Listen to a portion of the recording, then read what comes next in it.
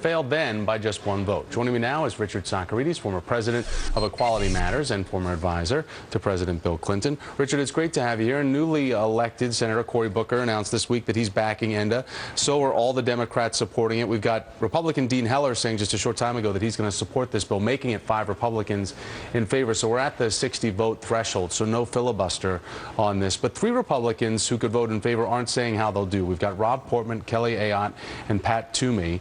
Are you surprised that Senator Portman is sitting on this? We know that he came out with a full-throated endorsement of marriage equality after revealing that his son came out to him as identifying as gay. Right. Well, he may be waiting for strategic reasons that are unique to Ohio, where he's from, but I would be very surprised if he doesn't support the bill. I mean, he's become a great supporter of LGBT rights and of marriage equality, as you said, so I'm pretty sure that he's going to support the bill along with those others that you mentioned. I think at the end of the day, this bill will probably have about 63 votes. All right, so we've got President Obama saying that firing Americans for who they are is not acceptable. In a blog post on the Huffington Post, he urged Congress to pass ENDA, saying it's offensive, it's wrong, and it needs to stop. Because in the U.S., who you are and who you love should never be a fireable offense. So the GOP is at a real crossroads here, because this is not, and as some people will level, that this is offering special protections to the LGBT community. Basically, what this is doing is saying homophobia is BS, and you can't allow for it anymore. Now, is the GOP going to get on board with that because of the fact that they're at a crossroads, because of the fact that they're trying to reach out to millennials and engage an entire new sect of young Republicans who think that LGBT rights are fair game? Or do you think that they're going to miss a huge opportunity here? Well, they are in a very difficult spot, right? Because they want to broaden their appeal to young people and to different kinds of minorities, but yet they are in a little bit of a stranglehold of the conservatives and the Tea Party. So they are in a very tough political spot.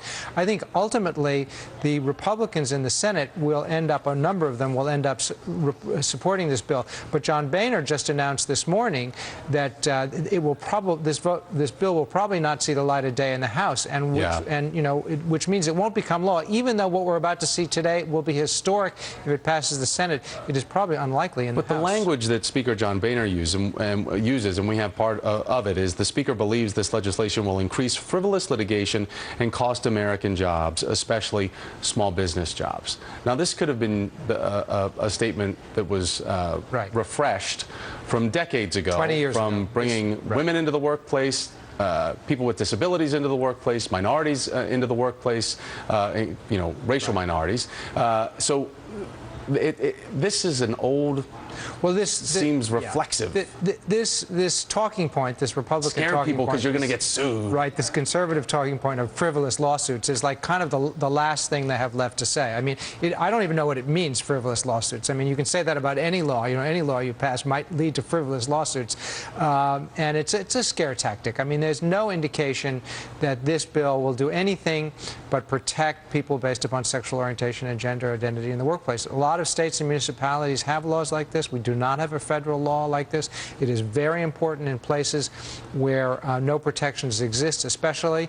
And it's not even. And I get back to it's not even a protection. It's basically a homophobia detector, and it just says it puts you on blast to know that employers can't use that as a basis to get rid of you, which is just ridiculous. Right. And the fact that we've been having this language for all these years is even more ridiculous. Well, and the fact that in 1996 we didn't get it passed because of one vote, and here we have marriage equality, and we're debating whether or not that this should go through and whether it can go through. And as you know, most major American corporations already have policies like this. So you're right. It is a little ridiculous that today, after all the progress we've made, that a bill like this cannot get through the House. But it looks like today it will get through the Senate, and we'll take it step by step. A lot of progress. Richard Socarides, great to have you here. Thank you, sir. This is our big question for you today.